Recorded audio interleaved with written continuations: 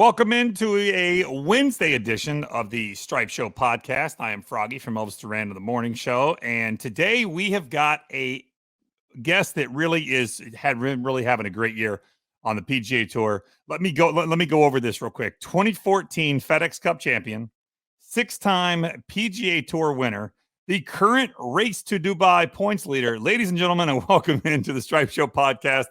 My buddy, my friend, a really super good guy, Billy Horschel. How you doing, bud? I'm good, Froggy. How about you, buddy? I'm good, man. How about that? 2014 FedEx Cup champ, 6-time winner. You're currently the race points leader in the Race to Dubai. I mean, this year, the two WGC events, you got a second and a victory at the Dell match play. You're having a really phenomenal season this year. Yeah, it's been a really good year. I think over the last couple years, I've had some very consistent years. I haven't got to the winner's circle.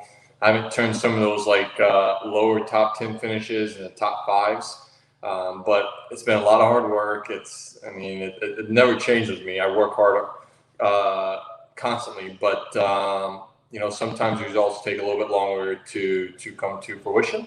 And this year it's sort of starting to be a little bit more consistent. That's a big thing for me. I think over the last couple of years, I've been really good in sense of playing well, finishing top 10, top 15s. But I haven't had enough opportunities to win, haven't had enough opportunities to finish inside top 5. Those are what the John Rahms, the Justin Thomases, the Dustin Johnsons are doing. That's why they're top 10 in the world. And I know I have that ability to do that. That my talent level may not be as great as theirs. There's certain areas I may be better at than they are, but I feel like I have that ability to be a little bit more consistent on a daily basis and maybe push myself inside the top 10 of the world ranking and maybe one day challenge for hopefully number one player of the world at one point. I mean, Billy, you've really come on strong this year, and we've had our first major, the Masters, and now we've got the PGA Championship coming up in 2 weeks. And I mean, we've often heard, obviously, Tiger has always said that he tries to peak 4 times a year. Do you do that as well? Do you try and be at your best those 4 tournaments? I try to be. Let's be honest. It's tough to peak, and he's the greatest of golfers in my opinion. Yeah. Him to peak. He could be on his B game and still beat everyone at the majors, and he has in his past. And when he has peaked, he wins by double digits, and that's Pebble and the British Open and PGAs, and so I'm trying to play the best I can week in and week out. Hopefully my game sort of rounds into form at the bigger events. So it's more or less just figuring out what needs to be worked on to be able to play well. I've never played Kiowa, but I know it's going to be on the water. I know it's going to be windy, and I know it's a challenging golf course. So you're going to have to strike the ball well. That's a key. That's what you have to do really well in majors because the course is set up so tough. So we're always trying to make sure we have control of the golf ball, eliminating one side of the golf course. If we have that ability that I know I can't hit it left, that gives me a lot more confidence that any shot I have that week, I'm comfortable hitting it and knowing I'm eliminating this side of the golf course. Wow, that's great. So, I know yesterday you went fishing. You had you had your buddy Cam Smith. So it was Team Mullet and Team Billy out on the ocean yesterday. How did you guys do? Did you catch anything? We didn't. We went out with Cam and his girlfriend. We went out with his buddy Jack from Australia, who's been living here with him, and sort of as part of his team does some other stuff around them. And then John Lamont, who caddies for Adam Scott, who lives here in the area. We went together with a local captain that Cam's befriended called Captain Leon. And we went on Cam's boat that he's nicknamed Tin City. And we had no luck at all. His girlfriend caught a little flounder. And then other than that, we got no bites except for one. I had a redfish on and it spit the hook. And it was one of those days where we went red fishing, tried to do some cobia out in the ocean for a little bit, and we came back in there, Mayport, and do some more red fishing right there along the north wall. Just one of those days when you catch anything, it's sort of similar to golf. You can do everything right in it and still not play very well. Right, exactly. But you guys had a good time, though. Yes, we did, always. Well, yesterday news broke that they had, I guess so many times a year, and you could probably speak to this much more intelligently than I can, Yesterday, news came out that they had a players-only meeting yesterday prior to the Wells Fargo at Quail Hollow this week. And I guess they have a couple of these per year. They said there was one scheduled for Torrey Pines, and that one had gotten canceled because of the pandemic. So they held it yesterday, and it seems like one of the hot topics, which a lot of people are talking about, is the PGL. And what exactly is it? A viable league? Is it something you guys are concerned about? Is it something you would be interested in, Billy? Yeah, so we have a once a year we have a players meeting, and depending on what is going on in the golf world, we've had it at Torrey before, we've had it at Honda, we've had it here at Wells Fargo. It just happened to be at Wells Fargo this year, and I wasn't there, but I did hear some reports, and obviously the PGL has been talked about over the last couple of years, and it sort of dwindled away a little bit during the pandemic, and then it's been brought back up again. It is enticing when you hear about the money that they're throwing out and the contracts that they're throwing out to certain players. I mean, yeah, you got to think about it. But at the end of the day, I mean, how long is this tour going to last? What's the foundation? Obviously, they've got Saudi money. From what I've heard, 2 years ago, SoftBank out of Asia was going to be part of it, and the Rain Group. So. Yeah, I mean, I don't know. I mean, it sounds great, and there's a lot of money that could be made. But at the end of the day, I mean, you could be playing this tour for 2 years, and then it could fold. Yeah, you make some money, but I think in my opinion, I think you may hurt yourself, your opinion. I don't think you hurt maybe respect among other golfers. I'm not sure. That you have to come back to the PGA Tour, and then there's a situation there that I've heard that the PGA Tour is going to, I'm not sure if it's suspend or cancel people's membership to the PGA Tour. So, listen, I'll say this: the PGA Tour is a wonderful place to play. I have no desire to go play anywhere else. I think Jay Monahan, Andy Pazner, everyone at the PGA Tour, I've been very supportive of them. When Tim Finchem was there, I was very supportive of them as well. They've done unbelievably well for all PGA Tour players, just not the top guys. If it wasn't for arguably Tiger Woods coming out and playing and taking golf to a level that's we're never going to see again, in the sense of jumping prize money and just exposure, that's we're not going to see that in game of golf in the sense of the level that it jumped. But every tour player has benefited, and all they have to do is look at their bank account. So I think this new partnership they have with the European Tour is going to be great for golf in general, for the global game. I think it's going to help the PGA Tour. I think it's going to help the European Tour. So for me, I've not been contacted. I wouldn't expect to be contacted. I'm not one of the top 10, 15 guys that would bring in that exposure, the lights that they're looking for. I'd probably be in the level below or the level below that if they did come to me. So, like I said, I'm happy on the PGA Tour. FedEx has been an unbelievable sponsor of the PGA Tour. So many great sponsors that I just couldn't see leaving. I mean, there's so many great benefits from the PGA Tour that people don't know about that you may lose if you go to this PGL that they're creating. So we'll see what happens. But like I said, for me, I'm happy on the PGA Tour. I'm happy playing the European Tour when I get a chance, and I'm happy what I'm doing. Yeah, they said they made it very clear yesterday that if you were to go play in that event, you would lose your card to the tour, and I completely understand that. They don't want somebody dabbling in and out, and then it becomes a situation of where they're going to pay me more to play this week, so I'll go play over there, and I completely understand it, but I see as unless they're able to get some of the top guys, the guys you were speaking of in the top 10, unless they're able to get them, I don't see them as a viable option. It's easier to go get guys that don't bring all the camera and the lights and the crowd and all that stuff. So unless they get the top guys, I see it as dead in the water before it even gets started. Yeah, you're exactly right. You need the Rory McIlroys, you need the John Rahms, you need Justin Thomases, you need Dustin Johnsons. If I'm a Justin Rose, maybe it makes sense. I'm sort of, on the back nine of my tour career, and I want to make as much money as I can. I think I saw something from what Webb said. If you're a top guy, you've made plenty of money. You're now playing for records. You're now playing for your legacy in the game of golf. Where do you stand? And I've never been one to see how much I make on a weekly basis. I've never looked at how much I made, on after a tournament, or if I would have made this putt, how much I would have made. Like, money comes. If I play well, the money's going to be there. I think guys who get caught up in playing for money sort of hurt themselves, because then they focus on the wrong things. I'm more or less trying to play well, win tournaments, win big events, because that's how you. For me, I'm trying to leave a legacy. I want to be the best golfer I can be. I want to be remembered for how well I played. No one's remembered for how much money they made in the game of golf, or how much they're remembered for how many wins they have, how many majors they've won, how many FedEx Cups they won, how many WCs they've won. That's what they're remembered for. Yes, they may look down, down the list. They look at, oh, wow, Tiger Woods made $150 million on the PGA Tour. Okay, but they looked at the wins first. The money came second or third. So, like I said, if they don't have the big guys, this tour is not going to happen.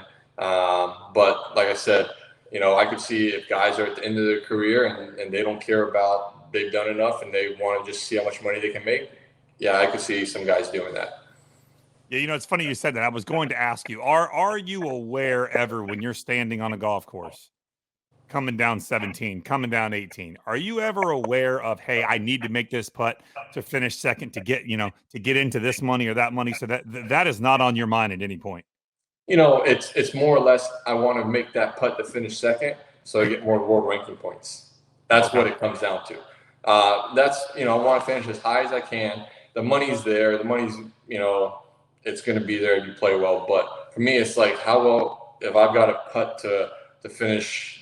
Perfect example, Sam Burns and I at Louisiana, we were walking down number 18. I think we had just made a big par at number 17 on Sunday in the alternate shot format. And I said, hey, if we can birdie this, it'll get us inside the top 5. I know it guarantees us a top 10, but we may probably get a top 5 out of this. And then we made a birdie. I think we finished 3rd or 4th at Zurich. So obviously there was no world ranking points in that event, but it was just one of those things that, hey, can I make that birdie when I need to make that birdie to improve my position at that moment, which then you can use further down the road when you get in that moment. Hey, I need to make a birdie to win this event, or I need to make a birdie to get in a playoff. So you can use that experience and say, hey, I've accomplished this, I've done this, and sort of have that in your little confidence bank that you need throughout the year. Do you scoreboard watch at all during an event? I understand if you're not high up on the leaderboard, you're probably not scoreboard watching unless you're watching to see where the cut line is and you're going to make the cut. But are you scoreboard watching coming down at the end, needing to know, hey, where do I stand? Where is this guy stand? On what hole's he on? You do that? Yeah, I mean, there's no set standard for me of what I do. Usually first round, I try not to focus too much on the scoreboard. It's easy to see guys shooting 5, 6, 7 on the par of the first round, and you realize the majority of those guys don't go on the win, or they wind up finishing 20th or 30th in the field. So it's more or less me trying to go out that first round, play the best first round I can, and then depending on how well I play, sort of decides. I'll probably take a peek after the first round or before my second to see where I stand, to see what I think maybe the cut's going to be, or if I'm up near the lead. Just to sort of set a mini goal that day. And then on the weekend, sometimes I get in the zone and I don't focus on the leaderboard. I may look at it just to see where I stand. But the thing, I think if anyone says this, they're lying. If they can look at a scoreboard and they don't have a reaction, they're lying. And I'm not saying that in a mean or disagreeing with them, but it's human nature that when you see something and you see where you are, you're going to have some type of a reaction, whether it's consciously or subconsciously. You have a reaction to that, what you just saw. And so it may be massive, it may be big. There's times when I look at the leaderboard and I'm not, I'm one in the par and there's so many guys playing well, I feel bad about myself. Like, why am I not playing better? And then there's times, where I see it and I'm near the cut and it sort of tightens me up a little bit. So sometimes you just gotta, over the years I've learned when I can look at it, when I can't. And it just allows me to be a little more free on the golf course. Yeah, I mean, I could see where, on a major, for example, at a major, if you have a later tee time, I could see you looking at the leaderboard to see, hey, is the course gettable today? How are the guys playing? Are they going low? Is there a low round out there, or is the course playing really tough? And does that determine your strategy for how you go about your round? Yeah, it's tough because the early rounds are, especially on the weekends, you're going to have guys shoot 4 or 5 under. Those guys are barely made the cut, so they need a good round to have a chance on the weekend. So maybe they're being a little more aggressive. The golf course usually is a little softer, a little slower in the morning, and as the later round goes, it gets firmer and faster. So you've got to be aware that sometimes that, seeing someone or seeing some guys go low, you get out, you think, hey, this course is gettable, and you get out to the golf course and you start trying to press a little bit. You're like, hey, wow, this golf course is really fast and firm right now, and you're trying to make these scores again because of what guys did early on. And you're like, hey, this course is not gettable right now. So you have to be willing to adapt and change your strategy when you're out on the golf course. When especially on the weekends when you have a late tee time, but doing any round, the course changes a lot from morning to afternoon rounds. Right. Getting back to the, to the PGL, but then yet moving on. Do you see the player impact program to be a direct result of the PGL kind of going like, hey, let's give somebody that maybe doesn't perform all the time on the golf course an opportunity to still make some money by putting eyes on our game? Yeah, I'm on the pack. I've been on the pack for 2 years now, and the PIP was brought to us in December to discuss, and this is what the tour was thinking and the direction that they were going to go. And I mean, it's been talked about for a few years now, creating something like this, or at least rewarding the top guys, Tiger and some of the others, for more or less. To me, I say, hey, thank you for bringing more cameras, more eyeballs, more sponsors, more dollars to the game of golf. I mean, Absolutely. that's massive. Without you guys, I mean, we wouldn't be playing for an average purse of $7.5, $8 million, and then in about 5 years, we'll be playing for $10+ million purses. So, there's a lot of players that have had an effect in that, and it's been positive. And like I said, every tour player has reaped the rewards of that. Is this program a little bit of an influence of the PGL? Sure, a little bit. I mean, I'm not sure the tour will come out and say that, but it is a little. I mean, like I said, it's something been talked about for years, and it got put into place now. But it's just sort of saying, hey, thank you to the guys that are the drivers, that the needles. Obviously, Tiger is the actual the needle, the clock. He's everything involved. Right. And there's other people who their needles are a little bit smaller, but they still are bigger in the grand scheme of things, and help draw a lot of eyeballs to this game. And it's just thanking those guys for supporting the PGA Tour, supporting our sponsors. Like I said, I mean, $40 million sounds a lot, and it is a lot of money, but in the grand scheme of things, what we bring in from a whole bunch of other sponsors and what is produced through TV contracts and everything, there's a lot of money still going to a lot of PGA Tour players. And then also there's a trickle down effect going to the Korn Ferry Tour that I'm not sure if it's been announced or not, but their purses will be $1 million here in the next year or two going forward. So they're going to get a trickle down effect as well. So yeah, 40 million is a lot of money, but in the grand scheme of things, how much money is going to be spent on the entirety of the PGA Tour or the Korn Ferry Tour, and the money that these players can attain by playing well, it's not that much in my opinion.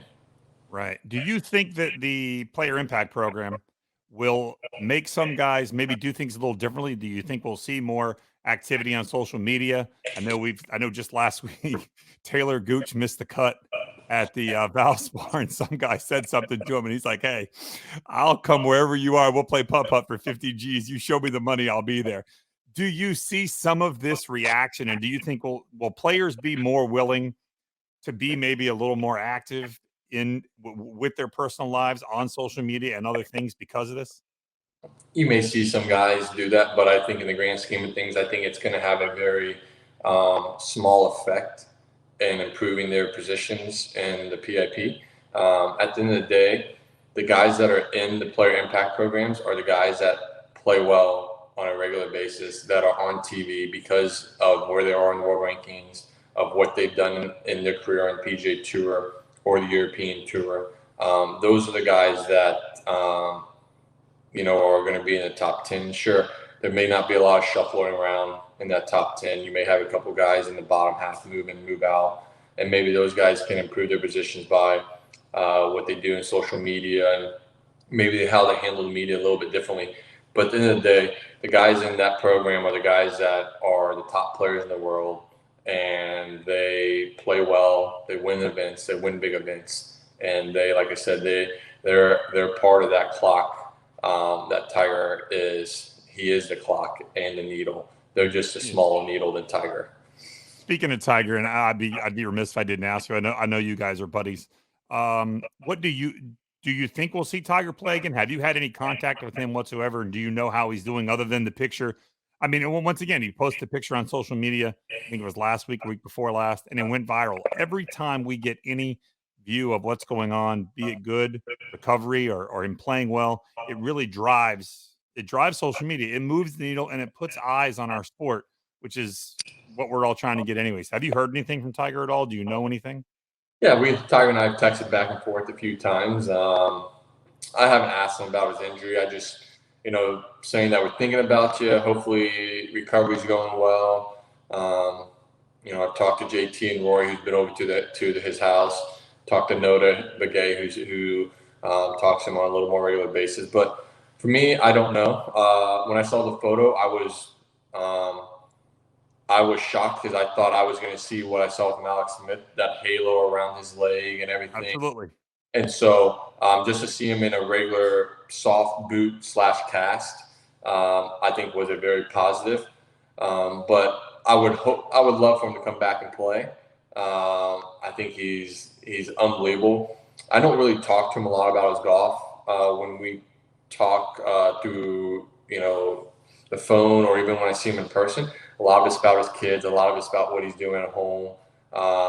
Maybe we would talk a little bit about golf, but I'm just happy to see that, he's still here. He's getting better. He's recovering well. His kids still have a dad. And I think for him, he's more or less just wants to recover so he can be active with his kids. And whenever he does decide, or if he does have the ability to come back and play golf, that would be great. That's a bonus for the game of golf. But Tiger will still be massively involved in golf until the day that he's no longer here, because he's just a powerful, impactful guy. And I think we're all very lucky that, we're living in the generation of the Tiger Woods era. Oh, for sure. I mean, we've all watched greatness. You've had a front row seat, stood right next to it and watched it happen. And we really are lucky to be living in this day and time and watching Tiger. I know that on Thursday, tomorrow, Travis is going to have Dr. Brett McCabe on the podcast. And I know Brett's on your team as well as on Sam Burns' team as well. And what can you tell us about Dr. Brett, and how exactly has he been beneficial to you playing golf? Yeah, so Brett and I have been working together since 2018, I believe. So almost 3 years. Yeah, 3 years now. And maybe it's 4. But he's been great. He's the first sports psychologist that has never used a psychology term with me. And I've gone like, dude, I don't know what the heck you're talking about. And he has to explain the definition. He's great because he can relate to what we feel as an athlete. He was a great Division I pitcher at LSU during the era when LSU was just dominating collegiate baseball. He's worked in, the psychology field, in the medical, actually in hospitals, and done that. And so he's just got a great, well-rounded foundation. But he's great in the sense of how he relates to every player a little bit differently and what they need. I don't need much. He doesn't need to tell me how I need to hit a 7-iron or what I need to be thinking when I hit a 7-iron. Very rarely does it have to do with anything on the golf course and what I'm thinking over a shot or the nerves or anything. I know how to handle that. I've done all that. It's more or less, to me, I feel like there was I guess what my bigger thing is that there's times that I feel like I've worked really hard and I haven't seen the results, so I get hard on myself because the results aren't coming. And then there's times where I feel like I haven't worked hard enough, and so I feel like I need to work harder, which isn't always the case for me. And so I'm sort of beating myself up because I don't think I've done enough to be prepared to play when in actuality I have. So I think the best thing that people ask me, like, what do you and Brett work on? He's just someone there that I call and he's out there and I can talk about what I'm thinking in my head about some stuff. And he just sort of brings a sense of calm and peace to me and sort of just organizes it a little bit better. But like I said, he said the greatest compliment he's ever had is when I've told people, I honestly don't know what I work on. I don't know what Brett and I honestly talk about. Like, I know there's some stuff that I need to talk about, and I wind up talking about with him.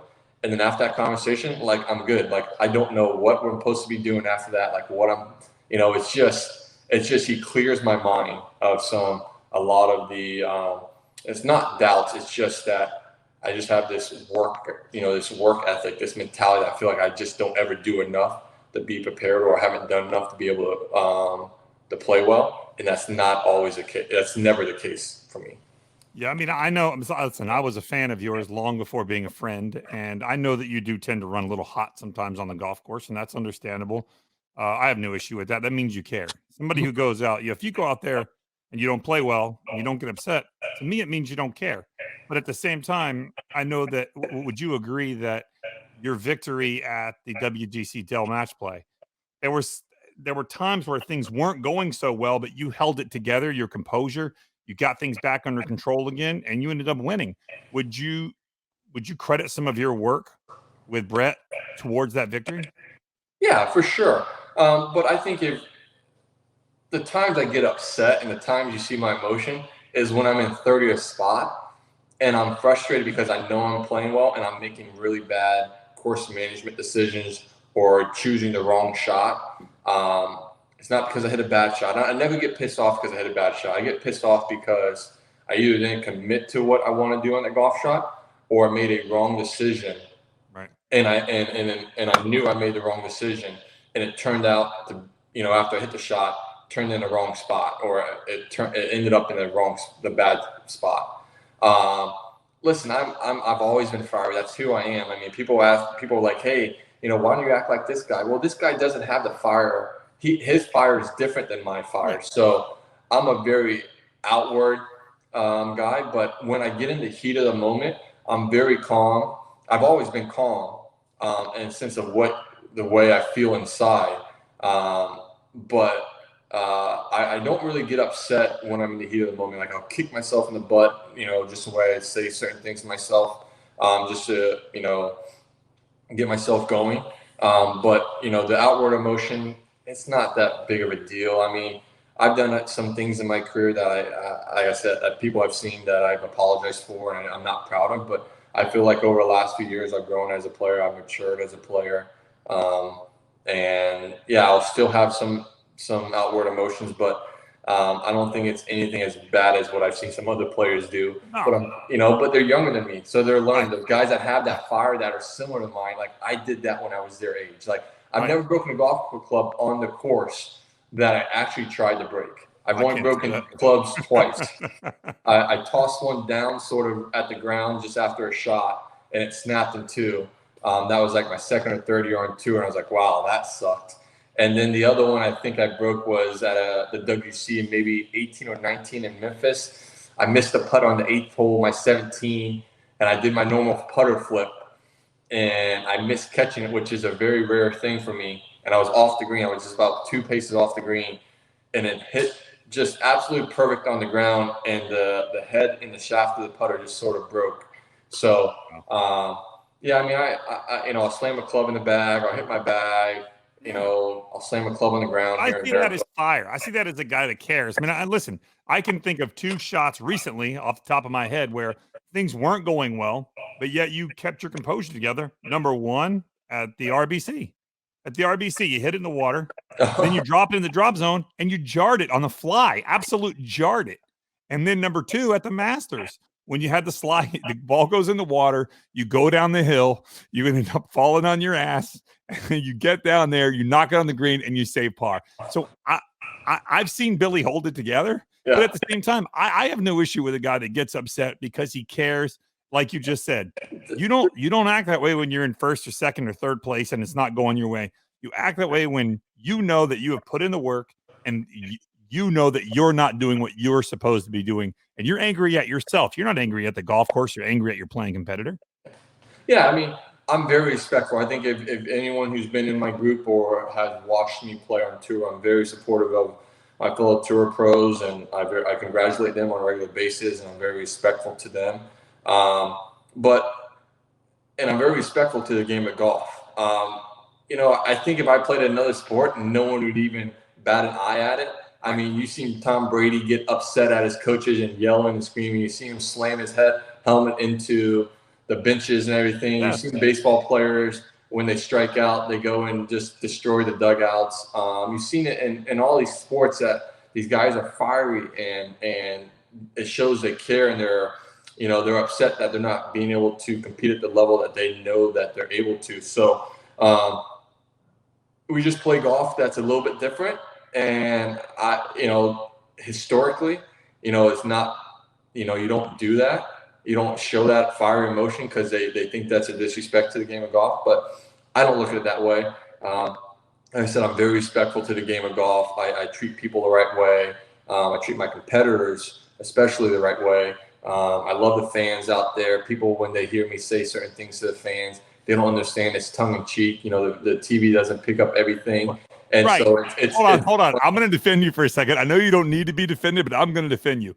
If you go to a golf tournament and you decide that while you're standing there on the side of the ropes, that you are going to stand there holding your beer and you're going to have something to say to a guy who is playing for a purse of between $8 and $10 million, and he doesn't make a putt, and you want to say something, you deserve exactly what you get. And there are some guys that will walk away and they won't say anything, and that's okay. But I can tell you right now, my friend Billy is not one of them. Do not heckle him, because he's going to give it back to you, and rightfully so. And majority of fans love it. They don't expect a player to get it back, and so they love the little tongue-in-cheek back and forth. I love it. I mean, sure, there's times I've gotten on fans for certain things, and rightfully so. They should be for certain things that they said, but majority of the time, I'm really cool with it. It's just a tongue-in-cheek little thing between us, and if someone sees it as a different thing, then I can't change what their opinion of a situation or what they saw. So no, if you yell for Billy's ball to get in the water while it's in the air on a par 3, be prepared that he's going to have something to say. I'm probably going to say, get the fuck out of here. Right, exactly. Rightfully so. And you know what? I'm going to be over there on the side high-fiving you afterwards, because there's no reason for that. The thing that I love is, it's, obviously I'm a Gator. Everyone knows I'm a big Gator fan. So when I hear go Dogs or go another team, it's cool. It's funny when they certain fans may say their team, when they say go Vols. I just I got the comeback. I'm like, really? You guys beaten us once in the last 15 years. You're gonna say go Vols to me? And so they're like, majority of time, if they have their buddies around, their buddies start laughing at them that he said that. And then sometimes those fans are like, you know what, you got me there. I can't come back with. And then there's times that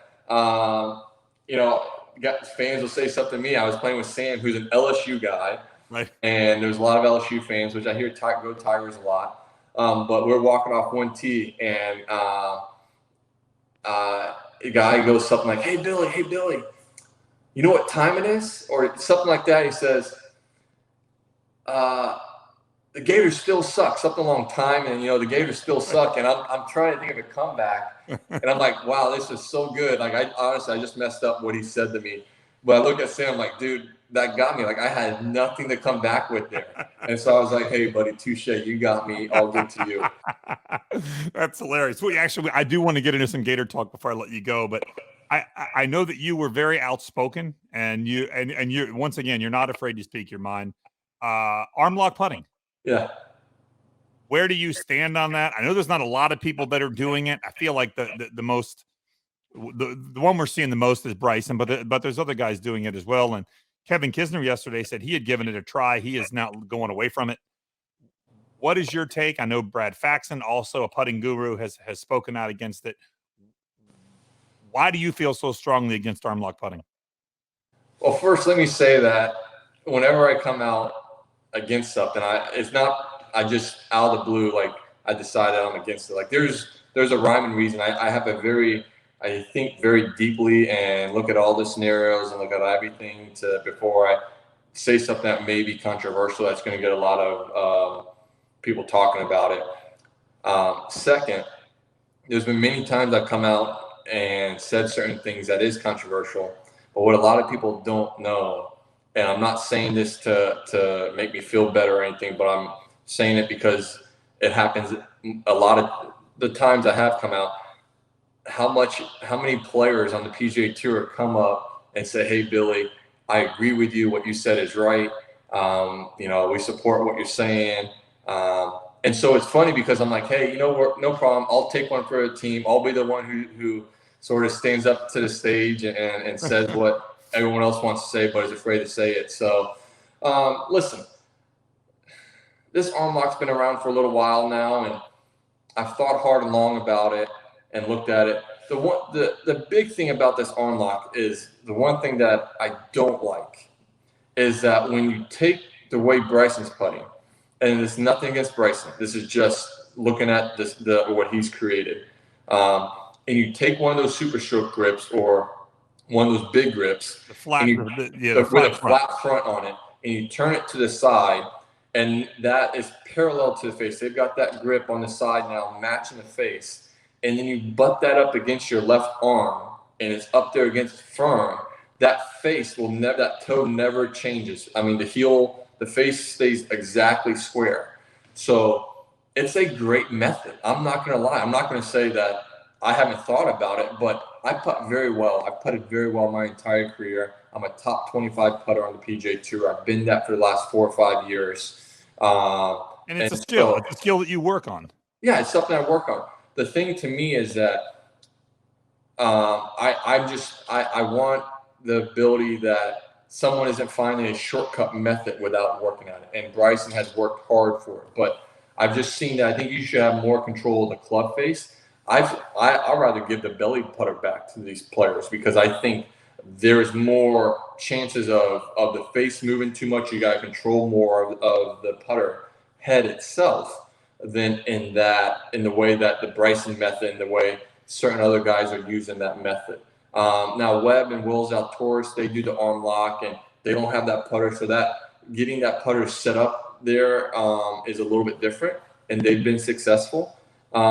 But I just think that if you look at anchoring, it is anchoring. It's not the anchoring that we're normally used to, but there's in the way that Bryson has it set up and some other guys, I think that face just doesn't move. So, I mean, I'm not saying it's going to make you a better putter. It can help you, but it's the control of the face, just the control of the putter itself, just is you don't have to have as much control of the face over the entire stroke. So, listen, it's controversial.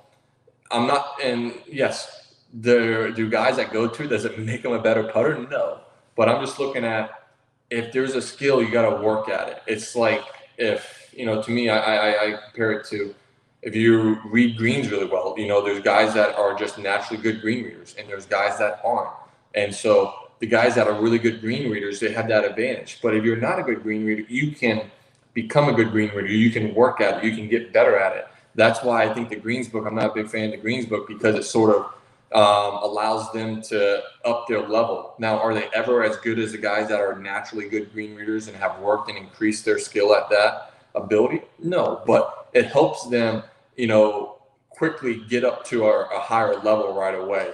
And so that's just my 2 cents on some stuff. And whether I'm right or wrong, it's my opinion. Right. I don't really care. Like, I'm not like when I'm out there, I'm like, God, I can't believe this guy's putting with sway. Like, such a cheating method or whatever. No, I'm not. I'm just looking at it by what the rules are and by is it, giving them are they increasing their skill set at a faster rate than if they would put in a little bit more work or try some different methods or whatnot. Like I said, I said it because the question was actually originally about a Greens book.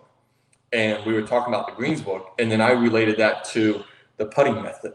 Right. And so that's how the whole, arm lock thing came about, is because I was originally talking about the greens book. The question was a greens book. So at the end of the day, I know some people aren't going to like what I said and some people are, but it's not my decision to decide. I'm going to go out there and play the best golf I can. And that's what I've done. And like I said, people are like, well, if you're so against it, then, and you think it's helped so many, why don't you try it? Well, I haven't, because I'm a really good putter. I like the way I putt. Right. That method right there, sort of what I like to feel, is negated in the way I'd like to have the putter head swing and everything. So it's not for me, and I don't think it's going to make me a better putter, but it will make some other people better putters. Maybe a little bit quicker, or maybe it takes the yips out of there or whatnot. But like I said, the bigger thing is more or less that I just don't like is when you take that putty grip, you turn it to the side, you match that face, now it's parallel, and you butt that up against your left arm or your right arm, if you're lefty or righty. That face is never opening or closing. It's staying exactly square the entire stroke. So you don't have to control the face. Now you just got to control, your path and the speed. It's one less thing to worry about. Yeah, exactly. So. And you're not on an island feeling this way. Brad Faxon, putting guru, has said the exact same thing. We're going to have Brad here on the Stripe Show podcast next week. So we'll talk to Brad, and I'm sure that he's probably going to have the exact same concerns and the same feelings that you have. But you're not on an island and feeling this way.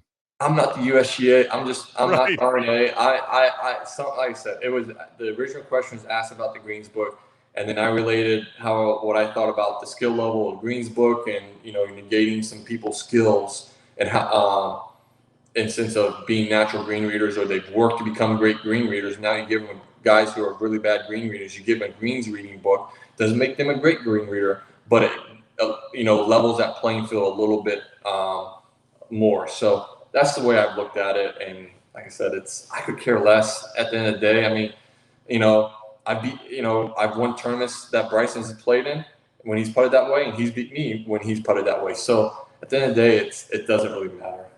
Right. So we've got the Wells Fargo this week. I know you're not playing that one. And then next week, the Byron Nelson, but I believe it has moved golf courses from when you won the Byron Nelson, correct? Yeah, it was at TPC Las Colinas.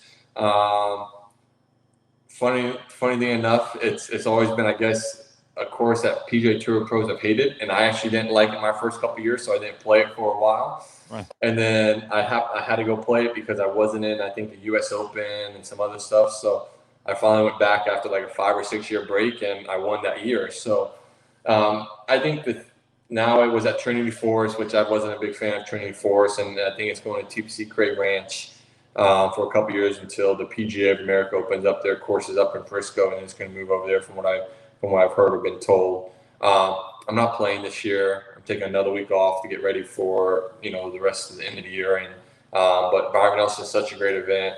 I miss having that TPC Las Colinas for the fact that the crowds and support of that event coming down were fabulous. And if it was still at TPC Las Colinas, I would be playing it every year. Right. So and then the week after that is the PGA Championship at Kiowa, correct? Yeah, Kiowa. I've never been there. My brother's lived in Charleston since the early 90s, my older one has. And so I'm excited to get up there, check out the golf course. Obviously, it's an oceanside golf course, which it's going to be a lot of wind. Yeah. I'm excited because I've heard it's a really good golf course. And I think it's better in May than it is in August for the fact that there's less chance of rain, less chance of those thunderstorms. We can still get them, but I think you can get a lot of wind in May that you may not get in August. So it's going to be a challenge. We'll see what's in store for my game that week. What are you and Todd working on right now as you get ready to prepare for your second major? Yeah, I just started back hitting balls today. I'm going to work with him here. But what we've been working on for the majority of the year, for majority of the last couple of years, is trying to get loaded better into my right hip, have that right hip, that right leg be more stable. When that happens and there is an actual end to my golf swing, it doesn't continue to run off. And then when that happens, the upper body starts moving forward. And then there's really no separation between my upper half and my lower half, and I get too much on top of the ball, and my body's out ahead of everything. My arms are behind me, which gets causes a right miss, or I have to flip it and use my hands to square the club up. So we're just trying to get a little bit better in my right hip, a little bit better load. Swing should feel a little bit short of me. And then from there, I can create my separation a little bit more, which in turns create a little bit more speed, a little bit more power. And then I can deliver the club a little bit more from the inside and control the face a little bit more. I like to feel that. I like to feel like I hit somewhat of a cut, but the ball doesn't cut really. I just like to feel like my right elbow sort of is always driving and staying, underneath the left and inside the club head. So the face is always staying very square, and then I use the rotation of the body to square the face up. So some technical stuff there, but it's not as challenging or as tough as it may sound from me. It's not a lot to think about, but we're getting there. We're seeing some stuff. We're still having to tweak some things and some feels and some setup to do that more consistently. But I think we've been more successful at that over the last 6-8 months, and that's why I've had some second place finishes, some wins, or one win, hopefully more wins, and I am where I am in the FedEx in the race to Dubai. I know when we watched the Dell match play, we saw a lot of times when you would address the club, you kind of let your arm hang, and you what exactly are you doing there? I had many people ask, and I don't know what the real answer is. I thought I'm gonna tell you what I told people, because of course people ask me because they know that I know you. I said, to me, it looked as if you were trying to get relaxed and get your arm in a natural hanging position. Is that correct, or is that complete BS? No, that's very close. That's not far off at all. Okay. My tendency is being dominant right side. I like my right side. My right side likes to get high. My hips, all my right side likes to get high and on top. So then what that causes is me to be more open and everything's high, so I never really load. And then if I'm trying to feel like I'm coming from the inside, I've got to sort of drop back underneath to get that feel. And so as I told people, my routine changes in the sense of what I'm feeling that week and how I'm trying to get in my setup. But the routine, once I get that feel and once I start looking at my shot, that routine's always been the same throughout my career. What I do before that is just what the feel I had this week. So I'm just trying to feel like that week I was trying to feel like my right shoulder, I dropped my right foot back a little bit, trying to feel like everything was a little more closed as I gripped the club, maintain that feel. And then, so when I was into the ball, I felt more closed with everything, which actually was square, but it felt close to me, which just allowed me to make a better backswing and better, which then allowed me to hit the ball a little bit more consistent in the shot that I was looking for. So, I can do some weird stuff and some weird little things, and I'm hopefully, or I'm getting to the point where now it's becoming a little bit more routine. I'm not having to fiddle with it too much, because I hate that when I'm ready to hit the shot, I can't get into the feel and get into the setup I want. And so then I sort of lose track of what I was trying to do or what my thought process was of the shot. So trying to do that a little bit better, trying to get that a little bit quicker, have that feel, maintain that feel, so I can get into the shot and hit it, because I don't like taking too long.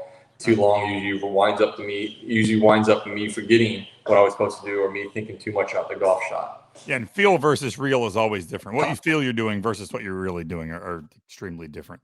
Exactly. Billy, also, I wanted to say thank you as a resident of Northeast Florida. I know that you do a lot for charitable organizations around this area, and I know that it gets its, I'll say it gets its, I won't say fair share, because I don't know that there ever is really a fair share for somebody who does a lot for other people. It gets its share of coverage, but I wanted to give you a chance to explain kind of something cool that you did when we kind of knew Trevor Lawrence was going to be the first pick of the Jaguars. You reached out to him on social media because there had been a GoFundMe account set up, and there was some extra money that he had said he would donate. But yet you reached out and kind of spearheaded an effort for Feeding Northeast Florida, which I know is very near and dear to you and Brittany. Explain exactly what you did and how much money you've raised for Feeding Northeast Florida with our brand new quarterback for the Jags.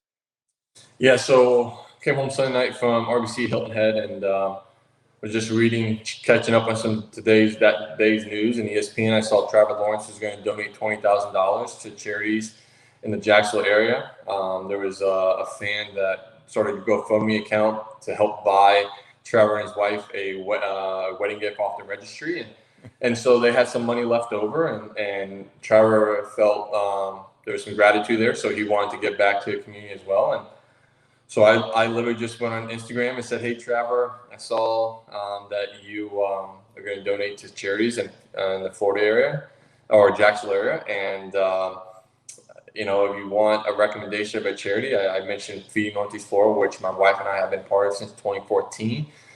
We've raised hundreds of thousands of dollars, and I should know the figure. I've been told it multiple times. I've seen it, but I think we're somewhere around half a mil to a mil of what we've given, including the money that we've also raised. So, it's quite a lot of money to them, but still not enough to achieve the goal of making people in our community more food secure. So I just reached them out to them. I said, anything you donate, or I said, hey, let's reach, if you want to donate to Feed Northeast Florida. Actually, I was talking to Andy Pazner the next morning about some stuff. And so we were talking about, he brought up that $20,000, and I told him what I did. And he said, well, what you should have done is said anything that donates to Feed Northeast Florida, you should match. And so then I went back on Instagram, said, hey, a good friend of mine told me, I should match whatever you donate. And I said, I will. Whatever you match, I'll donate. And so he donated $10,000, I believe. And then they split up the $11,000 and change that they had left in that GoFundMe account over 3 charities. One of them was K9 for Warriors, and I cannot remember the other one. And then Revolution Cooking, I think it is, the toaster that the Jacksonville fans bought him, donated $5,000 to Feed Northeast Florida. So that total came out to be 18. And obviously I said I'll donate whatever Trevor did, but I was like, you know what? I'm not going to shortchange this deal. I'm going to donate the exact amount that, they're all donating. So we wound up donating $18,000, or I matched that. So I think just around $37,000 to Feed Northeast Florida. That's awesome. And overall, I think $54,000 or $56,000 went to Feed Northeast Florida, K9 Forwarders, and I'm drawing the blank on the third one in the Jacksonville area. So it was really cool that he did that, and that he picked Feed Northeast Florida, because that's going to go a long way. And so it's exciting that he's already taken involvement in this community even before he was drafted, which we all knew he was going to be drafted by Jacksonville Jaguars. Yeah, and speaking of the draft, and you had said earlier you're a Gator, and I'm also a huge Gator fan as well. I'm kind of torn in the draft. I was hoping to get Kadarius Toney, but we didn't get Kadarius Toney. I am obviously a Tampa Bay Buccaneers fan, so I am happy to have Kyle Trask learn behind Tom Brady. I think that's a great move for Kyle. I know that he's a great quarterback, and being able to learn from the greatest is never a bad thing, to learn how he prepares and whatnot. But having to guard Kyle Pitts twice a year in Atlanta is nothing that I'm looking forward to. But I think our Gators had a good draft, and I think we're looking forward to another good year. Yeah, Gators had a great draft. I think the football team, the college football team, is going to do really well. Dan's got a great team. I grew up around New England area's fans, and so I've always been a Patriot fan. But I've always been more fans of coaches, players, and obviously Urban now coaching Jaguars. I've lived here for 11 years, 12 years now in Jacksonville area. I've pulled for the Jaguars since I've been here, but now it's even more so with Urban there. And then I've gotten really become really good friends with Arthur Blank up at the Atlanta Falcons owner. So I was pushing him to draft Kyle Pitts even at the end of last year, beginning of this year. And so I appreciate that. Thanks a lot, Billy. Appreciate that. He texted me literally like 5-10 minutes before they were, going to pick we're taking Kyle Pitts. He said, you're going to be excited who we take. And so, yeah, it's really cool. Like I said, it's tough because, like I said, I was a Patriots fan. I still pull for them, but now it's the Falcons and Jaguars are the two teams I follow closely and pull hard for. And so, yeah, like I grew up a Bucs fan when John Gruden was there. I loved John Gruden and their team. So, like I said, my allegiance changes in the NFL, but college, it's straight Gators will be till the day I die. Absolutely. And the entire staff and players, I think they're going to have a really good year. I think people are underestimating them for next year. I do as well. Billy, I appreciate your time, man. Also, I want to thank you. I don't know if people here on the Stripe Show podcast know, but I'm a brain aneurysm survivor. had a brain aneurysm in October. Billy, you and your family were amazing. Always have been. I appreciate that. But I'm being lucky and being one of the survivors. 80% of people who have a brain aneurysm don't make it. Yeah. But to be one of the lucky ones, I want to do my part to do what I can to help for research and to help for early diagnosis. And I had my surgery done at the University of Florida. Dr. Ho there was amazing at Shands. And so I'm holding a golf tournament in November here locally. And Billy, I appreciate you being a part of it. And we're going to do what we can to raise money for brain aneurysms. And so I think that it says a lot when you can raise money to help other people because of something that you have witnessed in your own life and to try to help. And so I would just want to personally thank you for being a part of that tournament. I look forward to it, and I appreciate your time today, man. My pleasure. Thanks, Froggy. I appreciate it, man. I'll talk to you soon, Billy. Okay, see you, buddy. Thanks, man.